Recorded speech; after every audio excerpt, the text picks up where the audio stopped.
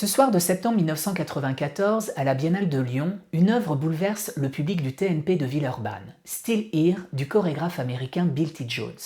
Une pièce habitée, radicale, qui parle de la maladie, de la mort et surtout de ceux qui continuent à vivre malgré tout. Le public applaudit, le succès est là. Et pourtant, au moment où la pièce s'apprête à partir en tournée aux États-Unis, tout bascule. Rien ne va se passer comme prévu. C'est d'autant plus surprenant que cette même année, Bill T. Jones fait la une du Time Magazine. Il est au sommet. Alors comment une œuvre acclamée a-t-elle pu devenir l'un des plus grands scandales de la danse contemporaine? Bill T. Jones, c'est une figure à part. Né en 1952 en Floride, dans une famille afro-américaine nombreuse, il grandit dans une Amérique encore profondément marquée par la ségrégation. Découvrant la danse tardivement, son corps n'est pas formaté pour la discipline, comme il le dit lui-même. Mes pieds étaient grands et plats, ma poitrine saillait comme une barrique. Mais il s'impose à force de pugnacité, son extrême beauté l'aidant à se faire une place dans le milieu arty. À l'université, il rencontre Arnie Zane, un homme blanc, juif, venu du Bronx. Ils tombent amoureux, et ensemble, ils vont révolutionner la danse postmoderne américaine. Leur relation devient matière artistique, leur corps politique. Dans les années 80, ils choquent déjà. Nudité, sexualité, identité raciale, tout est frontal. Mais une critique revient sans cesse. Bill T. Jones n'a rien inventé. Sa réponse: quand je vois un seul geste de Trisha Brown, je sais qu'il lui a fallu des années. Moi, je n'ai pas eu ce temps-là. Ce temps qui défile, la mort qui rôde, Bill et Arnie connaissent tout cela. En 1988, tout bascule pour eux.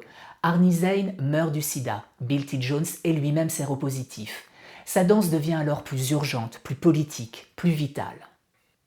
Revenons à cette fin 1994. Still Here va être joué à New York. On aurait imaginé qu'Arlen Cross, critique de New Yorker depuis 45 ans, se rendrait à l'événement, mais non. Balanchinienne devant l'éternel, rétive à la danse postmoderne, redoutée influente, elle préférera publier un long article sur Still Here. Problème, elle n'a pas vu la pièce. Et pourtant elle la condamne. Elle parle de victim art, un art de victime. Selon elle, certaines œuvres utilisent la souffrance réelle pour empêcher toute critique. Elle écrit en substance: « Je ne peux pas critiquer quelqu'un pour qui j'éprouve de la pitié ». Pour Arlen Cross, Bill T. Jones franchit une ligne entre art et réalité. Vraiment? Alors qu'est-ce que Still Here exactement? La pièce naît d'un projet unique, des ateliers de survie organisés dans plusieurs villes américaines. Des personnes de tout âge et atteintes de maladies graves, souvent en phase terminale, viennent y témoigner. Leur parole est enregistrée, leurs gestes aussi. Et ces matériaux deviennent la base de la chorégraphie. Œuvre construite comme une création théâtrale complexe et multicouche, Still Here mêle plusieurs formes artistiques. Sa chorégraphie, les projections vidéo de Gretchen Bender, une musique originale entre classique et rock composée par Kenneth Frazell et Vernon Reid, ainsi que les chants d'Odetta. Sur scène, les danseurs de la Bill T. Jones Artisan Dance Company, au corps varié et loin des normes classiques, incarnent ces récits à travers une gestuelle expressive, accompagnée de vidéos et d'une esthétique multimédia très forte. La pièce est divisée en deux parties.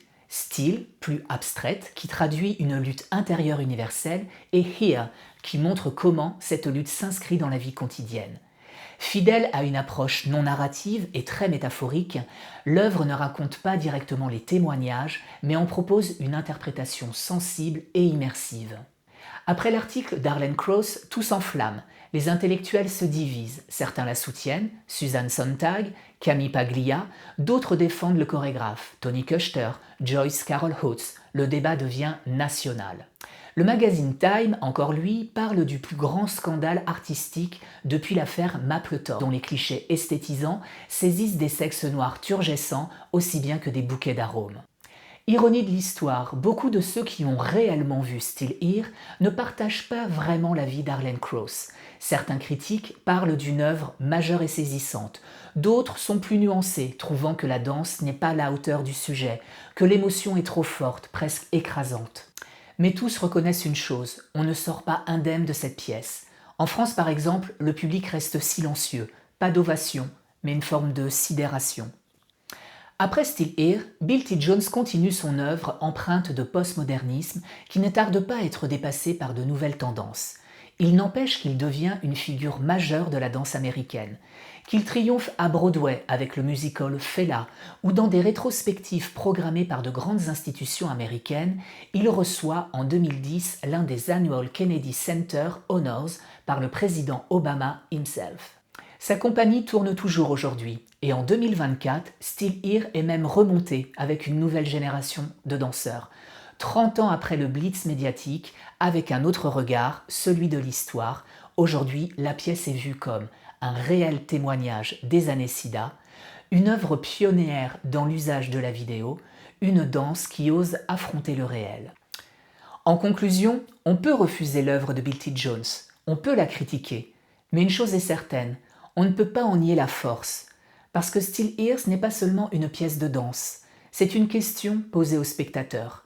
Que fait-on face à la souffrance des autres? Et jusqu'où l'art peut-il aller pour nous la montrer?